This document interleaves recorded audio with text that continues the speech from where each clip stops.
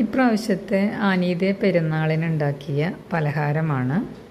കുറച്ച് അരിപ്പൊടി എടുത്ത് അതിനകത്ത് ഉപ്പ് ചേർത്ത് കുറച്ച് നാളികേരം ചിരകിയതും ചുവന്നുള്ളിയും 1-2 അല്ലി വെളുത്തുള്ളിയും ഒരു മിക്സിയിൽ അരച്ച് വറുത്ത പൊടിയിലേക്ക് ചേർത്തു.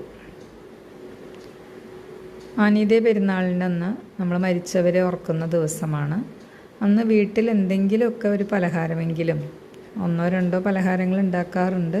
പക്ഷേ ഇപ്രാവശ്യം എനിക്ക് കലോത്സവത്തിൻ്റെ ഡ്യൂട്ടിയൊക്കെ ഉണ്ടായിരുന്നുകൊണ്ട് ഒരു പലഹാരം ഉണ്ടാക്കാൻ മാത്രമേ കഴിഞ്ഞുള്ളൂ. പൊടിയിലേക്ക് കുറച്ച് എള്ള് കൂടെ കഴുകി ഞാനകത്ത് ഇട്ടിട്ടുണ്ട്. പിന്നെ കുറച്ച് ജീരകം. പിന്നീട് അതിലേക്ക് തിളച്ച വെള്ളമാണ് ഒഴിച്ച് മാവ് മിക്സ് ചെയ്യുന്നത്.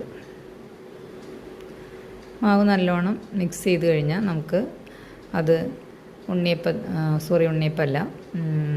ഉണ്ടാക്കണം ഞാൻ വിചാരിച്ചിട്ടുണ്ടായിരുന്നു. പക്ഷേ എനിക്ക് സമയം കിട്ടിയില്ല. അപ്പോൾ ഇത് മുറുക്കാണ് ഞാൻ ഉണ്ടാക്കണത് കേട്ടോ.